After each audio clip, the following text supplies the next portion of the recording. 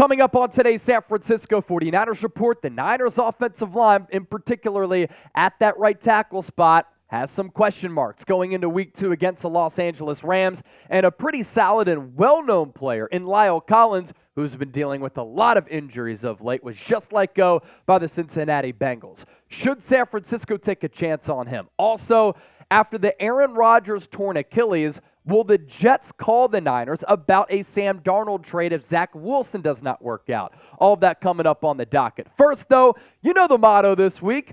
It's Rams week. Beat LA. Everybody type it down in the comment section right now, especially if you hate that other team in the NFC West. And great news, we're back for another watch party on Sunday. Our coverage starts with an hour pregame show. 3 o'clock Eastern, noon for those of you on the West Coast. People will be tuned in worldwide. And an exciting announcement for our watch party. We've done Super Chat giveaways for all these watch parties of late. We're doing one of our best giveaways up to this moment. It's crazy how fast this channel has been able to grow. Wouldn't be possible without all of you. And on Sunday, we're giving away a Brandon Ayuk autographed jersey to the highest individual Super Chat. We'll catch you then. So we start off today's show with Lyle Collins. Bengals cut him from the PUP list in a somewhat surprising move on Tuesday. That move frees up some money for Cincinnati. Between $7.5 $6.5 million. He was a big-ticket free agent for Cincinnati 2 off seasons ago, and then last year suffered an awful knee injury that ended the season. To start this year, put him on PUP, and that's why the Bengals are moving on. Now, Joe Burrow, 2 years ago, when the Bengals made it to the Super Bowl, he was able to have a lot of success throwing the football, and the team had a lot of success making it to the Super Bowl, despite Cincinnati having an awful offensive line. Last offseason, they really invested in that group. Collins was a part of that, but once again, that offensive line failed Joe Burrow, and they were not good at all. Now, the reason we're talking about Collins to San Francisco potentially, I've been asked about it. It's a big topic of conversation among the faithful, and everybody saw that game on Sunday, right? Colton McKivitz did not play well at all against TJ Watt. And that right side of the offensive line with him and Spencer Burford is leaky. What can really derail your season that has Super Bowl aspirations? An injury to the quarterback. And Purdy got hit a lot in that opener against Pittsburgh, despite San Francisco winning and dominating en route to that 30-7 dub. And you look at the pressures allowed by the Niners in that Week 1 opener in the Steel City. Colton McKivitz gave up 5 total pressures. All of them came against TJ Watt on 34 total snaps. Spencer Burford had 4. So 9 of the 15 total pressures that the Niners gave up were from McKivitz at right tackle, Spencer Burford right guard, and Lyle Collins was signed with Cincinnati to play right tackle. McKivitz's Pro Football Focus grades, even uglier against the Steelers. And some of you might want to cover your eyes here. Overall grade of 45, pass blocking grade of 40.5, run blocking grade of 45.4. He played 68 total snaps. 34 of those were pass blocking snaps. So an even distribution as far as throwing it and running it for San Francisco against the Steelers. Gave up those 3 aforementioned sacks. 1 hit on Brock Purdy. One of them was an earshot from TJ Watt. And then 5 pressures as well. Now, I know a lot of you have said this, but Chase, stop ripping Colton McKivitz. Don't be so negative. He was going up against TJ Watt. He was just named the starter after being a swing tackle. Give this guy a break. Well, the 49ers have Super Bowl aspirations, and you can't afford to have a bad offensive line, especially coming after last year, in which in the playoffs against good defensive lines, you got dominated by the Cowboys and you got your asses kicked by the Philadelphia Eagles. What happens when you reach that stage of the season once again? You're going up against really good defenses and really good defensive linemen. And if you can't pass protect, Brock Purdy could get hurt once again. You want George Kittle to chip in and be a blocker next to Colton McKivitz and not bring somebody in to at least compete with him? Well, that takes away from George Kittle having an impact through the aerial attack. And he was great last year. 7 touchdowns the last month of the season, linking up with Brock Purdy. And another reason why this is a big deal for San Francisco, you didn't just take on TJ Watt in Week 1 and you can rest from here on out. check out some of the remaining top-tier defensive ends, defensive linemen, and edge rushers that the Niners will be taking on this year. Aaron Donald coming up in week 2. Kayvon Thibodeaux, New York Giants, short week coming up in week 3. After that, Micah Parsons, Myles Garrett, Danielle Hunter, Trey Hendrickson, Josh Allen, Shaq Barrett, Haason Reddick, who put the hit on Brock Purdy in the NFC Championship game, as well as a combination of Montez Sweat and Chase Young if he ever plays. So, yes, he did take on TJ Watt. We knew it was going to be a tall assignment. We knew going into this year that right tackle was the biggest question mark on this team. But the early results are not good, and it does not get any easier. So McKivitz better turn it around. Otherwise, San Francisco might have to address this position with a player like Collins elsewhere in free agency or make a trade as we approach the deadline. So with that, we pop up our first poll question of today's show. If you think the Niners should sign Lyle Collins, I want you to hit that thumbs up icon and like the video. Just trying to gauge where you're at. If not, I want you to comment why. Some concerns I have about the player and why I wouldn't do it. Injury history. In 2022, tore 3 ligaments in his knee with the Cincinnati Bengals. That's the awful injury that I was alluding to a little while ago. Earlier in 2022, had a preseason back injury. In 2020, had a hip surgery. Not ideal for a big dude. And in 2016, torn ligament in his toe. So pretty healthy from 2016 on.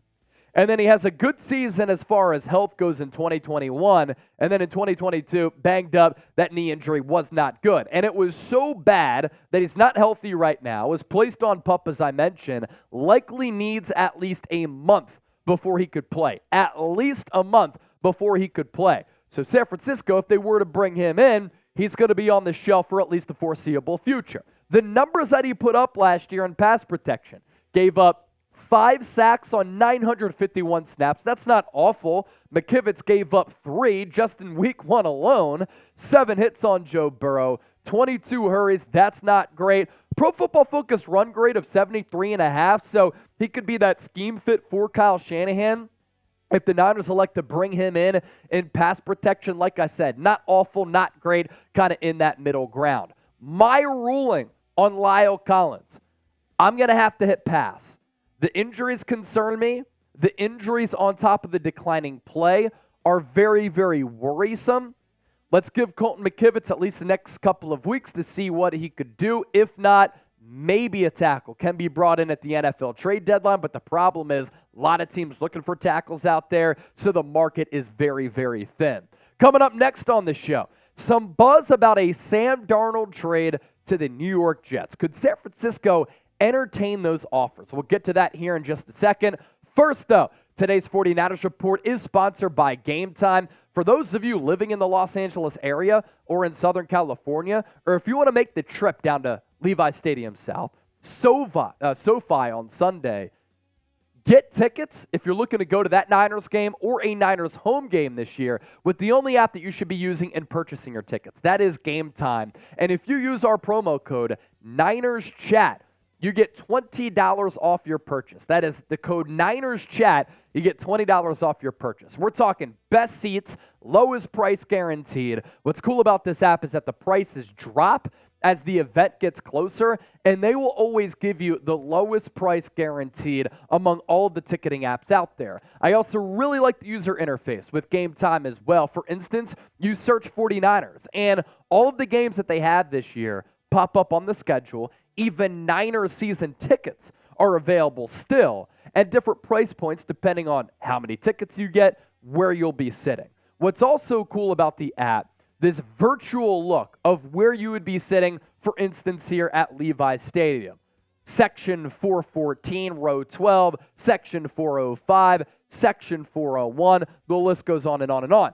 You get to see the vantage point from that seat, what section it is, but also the price point, as you can see on the right side of that graphic. They also have these flash deals, whereas the event gets a little bit closer, you'll be able to get an even better deal on some of these tickets as well. You want to pay with Venmo, they have that function as well. So make sure you use the code NinersChat. We're going to put that link down in the comment section as well as in the description of this video. Terms apply. Again, create an account, redeem the code 49ers Chat for $20 off. Download GameTime today. Last-minute tickets. Lowest price guaranteed. Let's continue to move forward with our segment today. We talked about Lyle Collins. Next up on the show, we're going to talk about this Sam Darnold trade to the New York Jets. Now, Aaron Rodgers goes down on Monday Night Football, and I really felt for Jets fans at the time because they haven't had a legitimate quarterback in a really long time. They finally get Rodgers, who won back-to-back MVPs as recently as 2020, 2021. It seems as though the entire organization was very excited about him coming to New York. He seemed as though he was revitalizing his career to a certain degree. And for it to be over after 4 snaps and a torn Achilles at 39 years old, that's a tough pill to swallow. So now, could Sam Darnold get traded back to the place that drafted him with the number 3 overall selection back in the 2018 draft? Aaron Rodgers, out for the year. That is confirmed. Robert Saleh, former Niners defensive coordinator, did say that Zach Wilson is our quarterback, but he did leave the door open, and he did say that we will continue to kind of monitor that position. We might bring somebody in, TBD. Now, from the San Francisco 49ers perspective here, I don't think the Niners want to make the deal. They brought in Sam Darnold. They signed him on the first eligible day of NFL free agency. They clearly liked him. They kept him at that price tag, and because they liked the player over Trey Lance, who they traded to the Dallas Cowboys. And given what happened to Brock Purdy and the entire team in the NFC Championship game against Philadelphia, in which Purdy had his elbow injured, I think they want a reliable backup.